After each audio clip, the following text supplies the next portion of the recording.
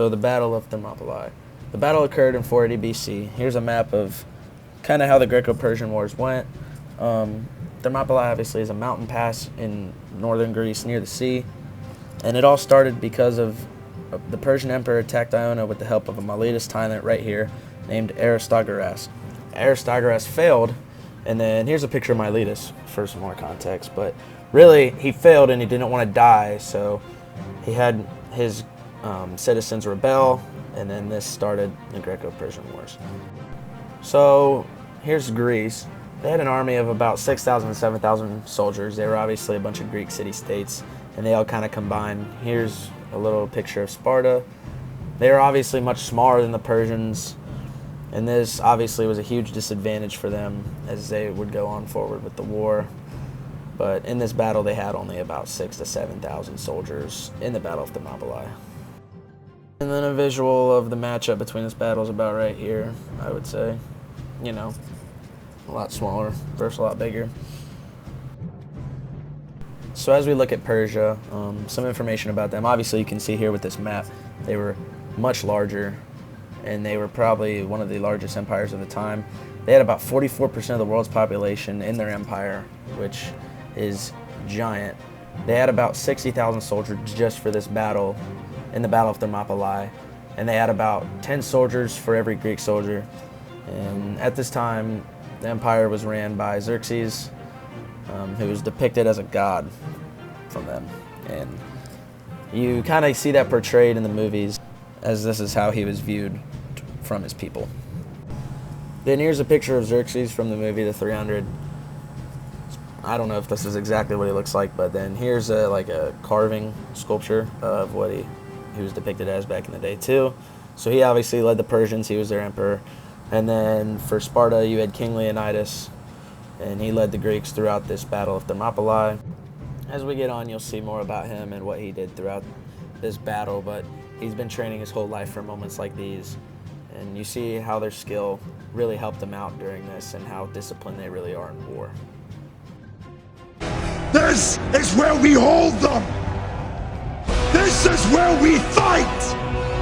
This is where they die! So here you kind of see the Greek phalanx, and this was one of the huge parts that helped them throughout this war, because Xerxes was sending waves of 10,000 men on the first day of war and just continued throughout.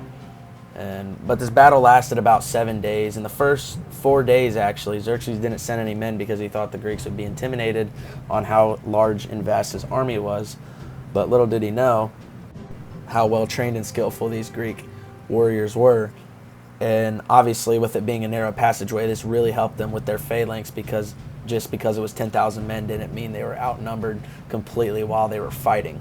Now on the battlefield they were, but this was huge for the Greeks throughout this war.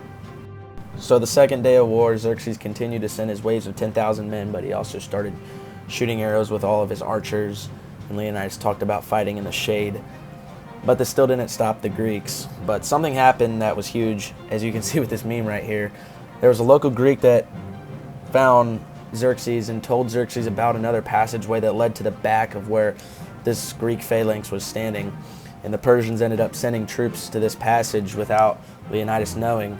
But earlier in the battle, Leonidas sent Locrians in that way to defend that passage. But as the Persians went on, they defeated the Locrians, but some of them escaped to tell Leonidas, and this was a pivotal part of the battle and ultimately what swayed it.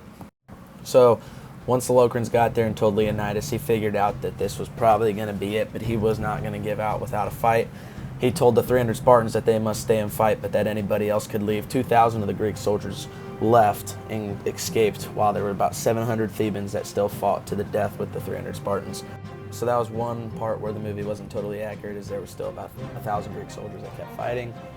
But one of the big things was historians believe that Leonidas let them leave because he knew that they were going to need as much help back at home fighting off the Persians just because of how many there were.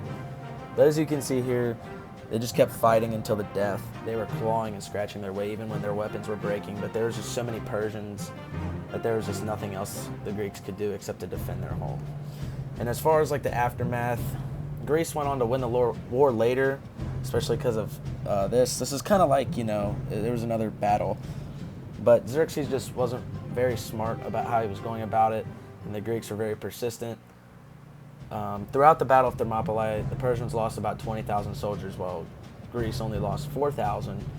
But even though they didn't ended up winning the Battle of Thermopylae, it's still a great feat and something that is still looked upon today.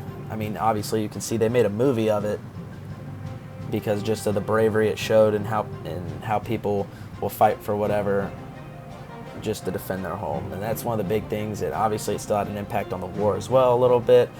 But it's still a lot more depicted than what people think, especially for a battle that you lost, but they ended up still winning the war.